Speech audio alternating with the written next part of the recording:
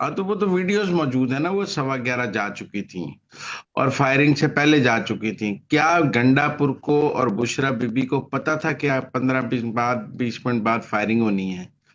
हम्म। क्या इनके लोग फायरिंग नहीं कर रहे थे? देखिए ना, ये बड़ी बात है कि फायरिंग शुरू किसने की है।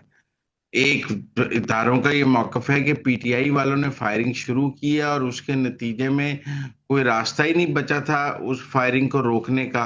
और ये निकले ही इसलिए थे कि इन्होंने जो है वो फायरिंग शुरू करानी थी। इसलिए ये वहां से लेके पहले निकल पड़े और इन्होंने पीछे से फायरिंग शुरू करा दी। सबसे पहले तो ये बताई ना कि गंडापुर और बुशरा बीबी के ये वहां से निकले क्यों? इनको पता था कि 15 मिनट बाद फायरिंग हो जानी है। हम्म। इसलिए मैं समझता हूं कि ये 26 नवंबर का मुकदमा पीटीआई के ऊपर है। एहतजाज पीटीआई ने शुरू किया था, रेंजर्स के बंदे उन्होंने मारे, पुलिस वाला अटक पे उन्होंने मारा, सब कुछ उन्होंने किया।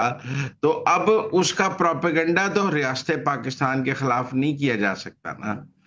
लिहाजा अफसोसनाक बात है कि एक मुल्क में एक सियासी जमात रियासत पाकिस्तान के खिलाफ सारा प्रोपेगेंडा करके और उसके बाद वो खुद को जो है पाकिस्तान में सियासत भी कर सकती है, क्योंकि यहाँ झूठ बोलना कोई जुर्म ही नहीं है।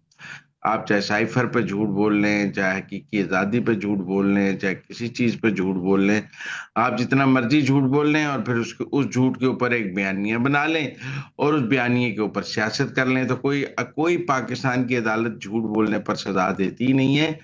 और मैं समझता हूँ अफराद का झूठ बोलना तो एक और बात है, लेकिन जब एक सियासी जमात झूठ बोलती है और एक सियासी जमात झूठ पर मबनी बयानियां बनाती है, तो कोई ना कोई तो निजाम अदल में ऐसा रास्ता होना चाहिए कि कौम को झूठ से गुमराह ना किया जा सके।